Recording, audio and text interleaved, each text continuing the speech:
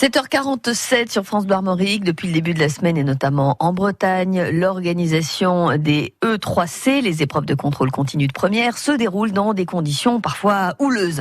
Dans l'académie de Rennes, les enseignants du SNES FSU et les parents d'élèves lancent un appel pour les faire reporter.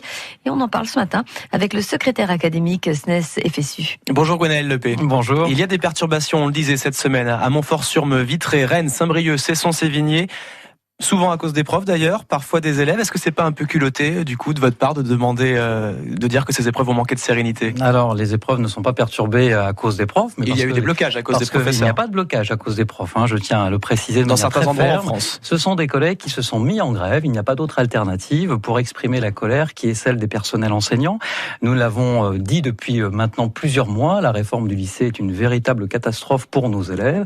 La réforme du bac qui va avec va aussi faire que nos élèves vont être placés en grande difficulté et nous arrivons maintenant dans le dur de ces épreuves puisqu'elles ont commencé lundi, mais nous avons alerté encore en décembre lorsque la banque nationale de sujets a été mise à disposition des collègues. Les sujets qui étaient proposés pour nos élèves n'étaient pas des sujets adaptés aux progressions, avec beaucoup d'erreurs, des erreurs scientifiques, des bugs informatiques sur les vidéos par exemple en langue vivante, des grilles de correction qui ne sont pas tenables pour nos collègues. Il y a là effectivement beaucoup de motifs de colère qui ont surgi cette semaine de manière qui n'était pas si inattendue que cela. Dans le contenu, les lycéens se sont sentis à l'aise ?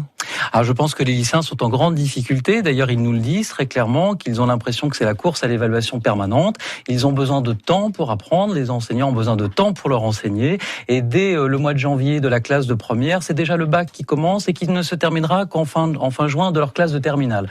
Nous souhaitons que ces épreuves soient reportées, que les épreuves de janvier-février soient reportées, fin juin en tout cas pour la classe de première, et qu'on remette à plat et la réforme du lycée et la réforme du bac pour donner un petit peu plus de sérénité et de temps aux élèves pour apprendre. Le ministère de l'Éducation a parlé d'une quarantaine de lycées perturbés en France seulement. Pourquoi il devrait vous écouter alors ?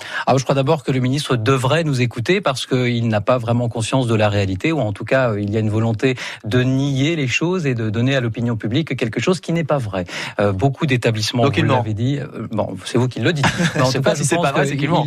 Il a plutôt tendance à féminiser la réalité. Je pense que c'est une stratégie politique qui ne durera peut-être pas si longtemps que cela.